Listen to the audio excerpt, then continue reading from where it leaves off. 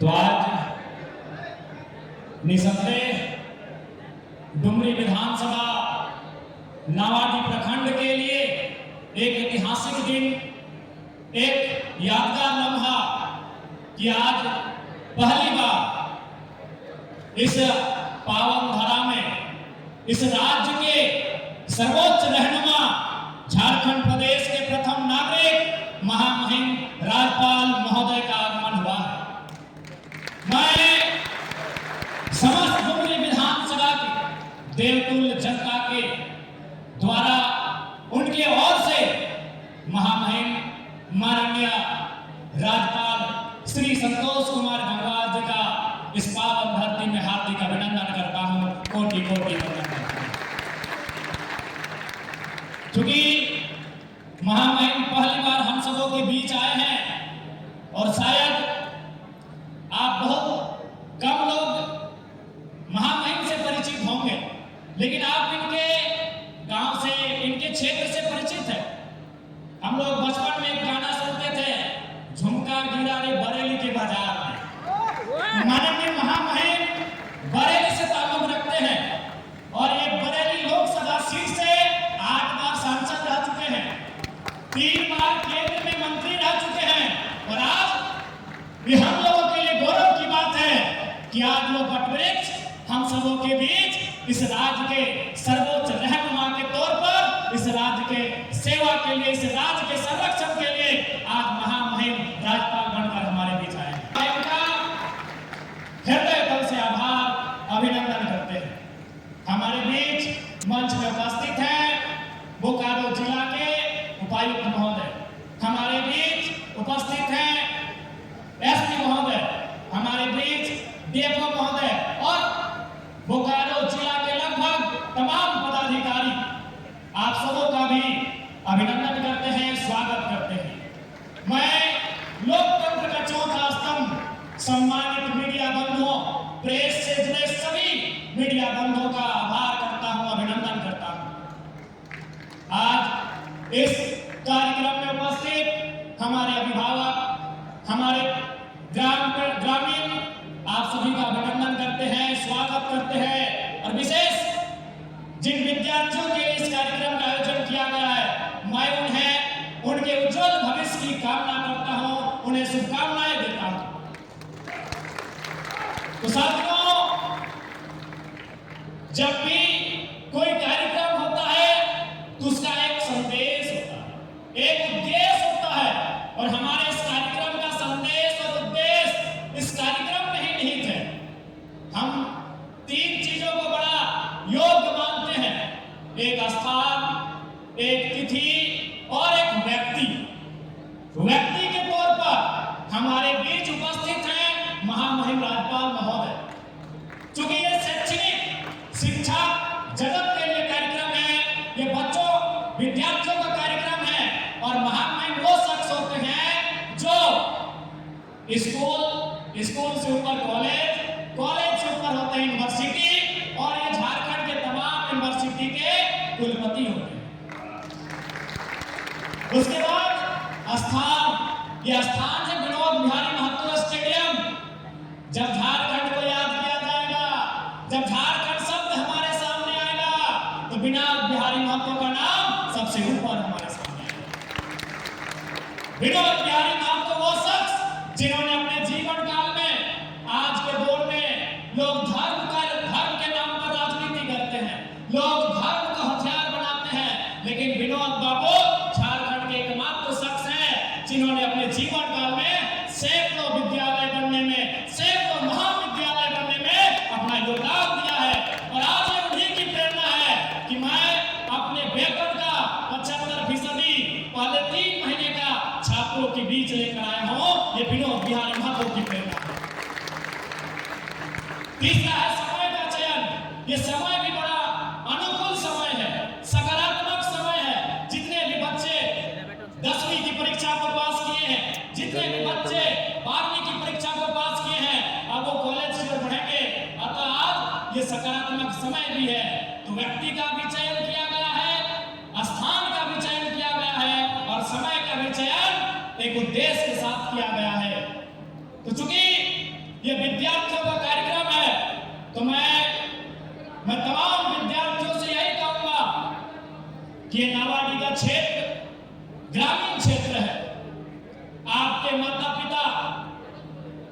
Middle class family से ताल्लुक रखते हैं, आपके माता पिता बड़ी कठिनाई के साथ आपको एक एक रुपया जोड़ के देते हैं। उनकी आंखों में एक सपना है, सपना यह है कि आपको उस सूरज की तरह चमकता हुआ देख सके। इसलिए आज जितने भी छात्र छात्राएं इस कार्यक्रम में आए हैं, आप सभी को मेरा पहला संदेश यही होगा, जो भारत रत्न डॉक्टर भीमराव अंबेडकर कहते थे कि शिक्षा शेरनी का दूध है, जो जितना पिएगा वह उतना बढ़ेगा।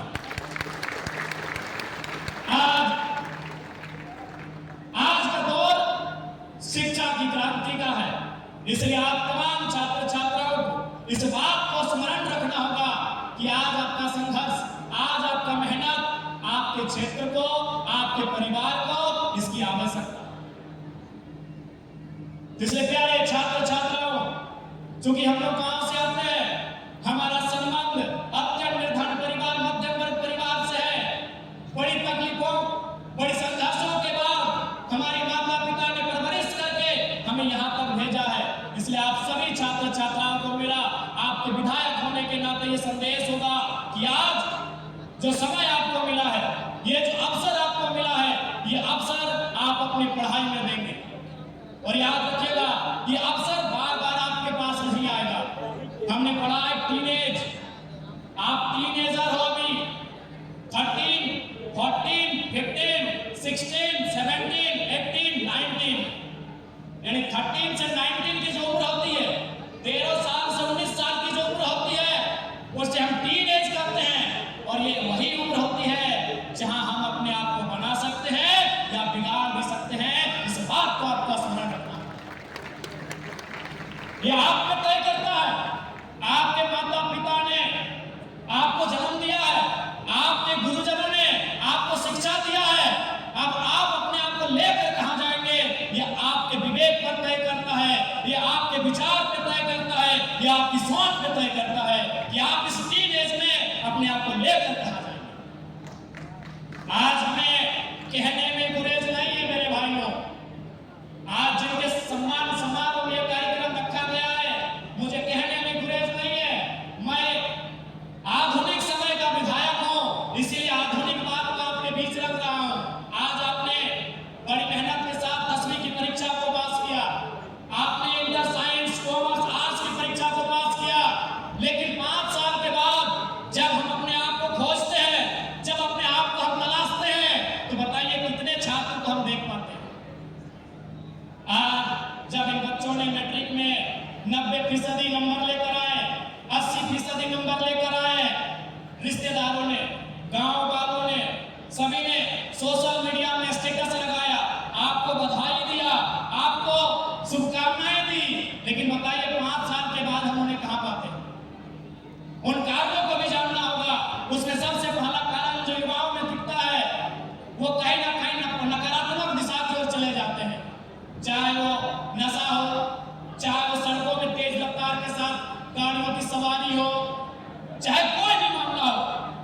इसीलिए जब आप 5 साल के बाद अपने आप को तलाशते हैं, तो आज जितने बच्चे टॉप करके जा रहे हैं, उनमें इक्का दुक्का को छोड़कर हम उन्हें खोज नहीं पाते। फिर क्या हुआ है, हमें महाराष्ट्र, गुजरात, तेलंगाना जैसे प्रदेशों में दिहाड़ी मजदूरी के लिए जाना पड़ता है। मेरी बातें आपको कड़वी लग सकती है मेरे भाइयों, लेकिन ये मेरा आकलन है, मेरा ये मूल्यांकन है, ये मेरे राज्य की सबसे बड़ी समस्या है जो आज हमारी नई पीढ़ी में पाई जा रही है।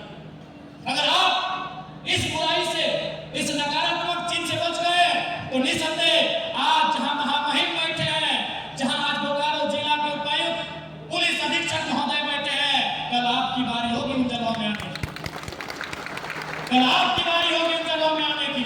और मेरी बहनों आपसे भी कहेंगे, यदि आप ये सोशल मीडिया, जिसे आप इंस्टाग्राम कहते हैं, फेसबुक कहते हैं, वहां अगर आप अच्छे दिखते हो, आप सुंदर लगते हो, आपकी बहुत यादें आ रही हैं, अगर इन मैसेजों से बच जाएंगे तो आप भी बहुत दूर तक अपना सफर तय करेंगे। मैं नया विधायक हूं, स्पष्ट कहना मुझे पसंद है। आज हमारे समाज की बीमारी क्या है, बुराई क्या है, मैं आप सबों के बीच रख रहा हूं। ये मेरी बहनों को मेरा ये संदेश होगा, यदि आप इन नकारात्मक संदेशों से बच जाएंगे जो आज सोशल मीडिया में प्रचलित है। तो मेरा मानना है कि आज डीडीसी मैडम एक महिला है, एसडीएम मैडम एक महिला है, 2-3 प्रखंड की वीडियो मैडम महिला है। अगला नंबर आपका होगा मेरे बहनों, अगर आज आप अपने आप को बचा के रख लेते हैं, यदि आज आप अपने आप को, अपने व्यक्तित्व को, अपने समय को बचा कर अगर सकारात्मक दिशा में लेके जाएंगे, तो आज हमारे बगल में डीडीसी मैडम है, एसडीएम मैडम है, वह स्थान आपका होगा मेरी बहनों, अगर आप अपने आप को वहां पर बचा के रखते हैं। इसलिए आपको तय करना है, एक विधायक होने के नाते आज उपायुक्त महोदय बैठे हैं, महामहिम बैठे हैं, जिनसे आपकी आवश्यकता पड़ेगी हम उन्हें आपके बीच लेकर आएंगे। आप मन लगाकर पढ़ो, अपने मेहनत से ऊंचा अपना नाम करो, अपने मेहनत से ऊंचा अपना नाम करो, कलम की ताकत से तुम भी अब्दुल कलाम बनो। जहां तक जरूरत होगी आपके विधायक कभी पीछे नहीं हटेंगे। आज बहुत सारे लोगों ने, जब हमने ये वचन दिया था कि अपनी निजी सैलरी जो मेरा सरकारी वेतन होगा उसे हम 75% पब्लिक सेक्टर में लगाएंगे, लोगों की जरूरत पे लगाएंगे, तो लोगों ने मजाक हमारा उड़ाया था कि ऐसा कैसे हो सकता है। ऐसा इसलिए संभव है क्योंकि मैं आज भी आपके बीच से आता हूं। मेरा भी संबंध अगर किसी राज परिवार से ताल्लुक होता तो मुझ में ये क्षमता नहीं होती कि मैं इतना बड़ा काम करता। बहुत सारे नेता हैं, विनोद बाबू का नाम मंचों में लिए, अपने घर में उनकी तस्वीरें सजाई, लेकिन उन्होंने क्या किया नहीं किया ये आपने देखा। इसलिए अगर मैं आपके बीच आता हूं, अभी बारिश का मौसम है, आप चले जाए मेरे घर में, आज भी बारिश की बूंदें सीधा मेरे घर को छूती है, आज भी बारिश की बूंदें सीधा मेरे घर को छूती है, क्योंकि मैं आपके बीच का हूं। इसीलिए मैं समझता हूं कि पढ़ाई का दर्द क्या है, पढ़ाई का मर्म क्या है, एक स्टूडेंट को उनकी जरूरत क्या है।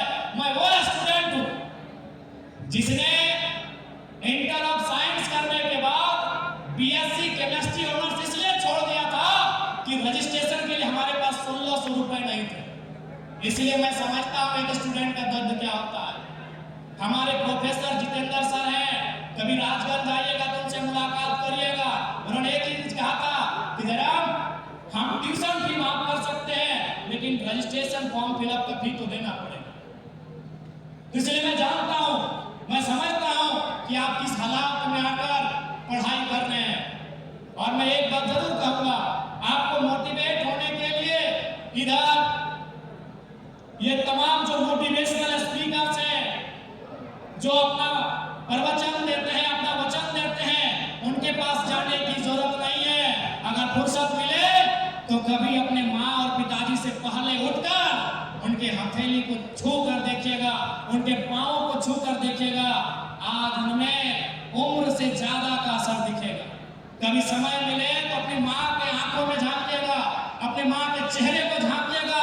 आपकी माँ की उम्र 40 साल है, लेकिन आज वो 60 साल की दिखती है। उससे बड़ा मोटिवेशन आपके लिए कुछ भी नहीं हो सकता।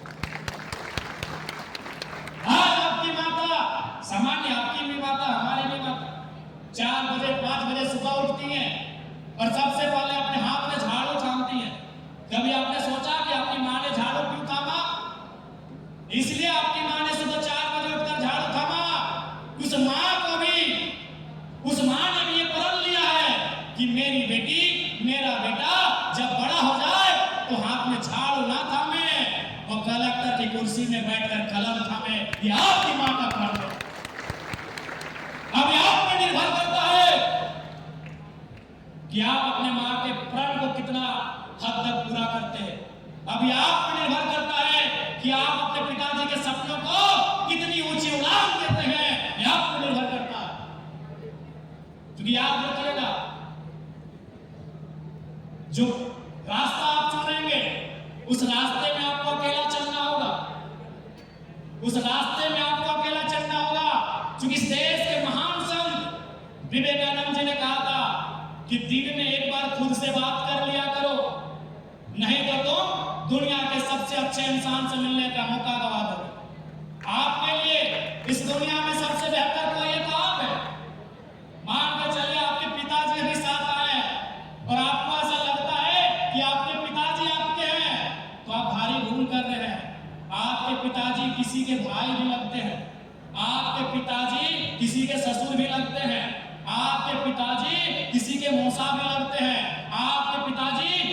मामा भी लगते हैं, तो आप अपने पिताजी पे एकल अधिकार कैसे रख सकते हैं?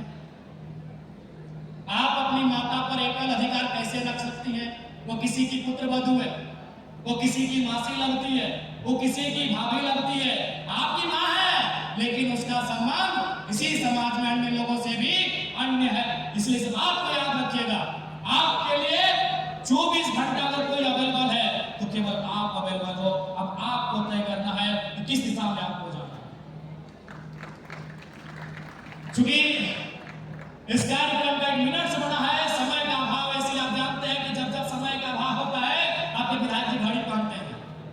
तो इसलिए चूंकि महामहिम आए हैं, काफी सारे प्रोटोकॉल है, इसलिए मेरा संदेश यही होगा कि आप मेहनत से पढ़ें।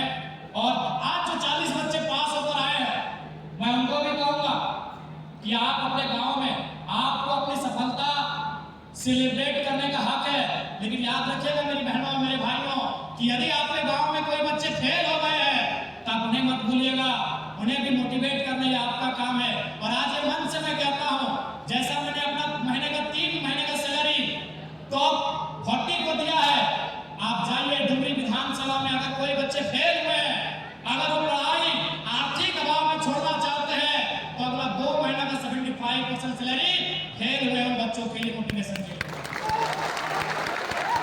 जाइए, हवा को कहिए इस व्यवस्था में बागी विधायक आया।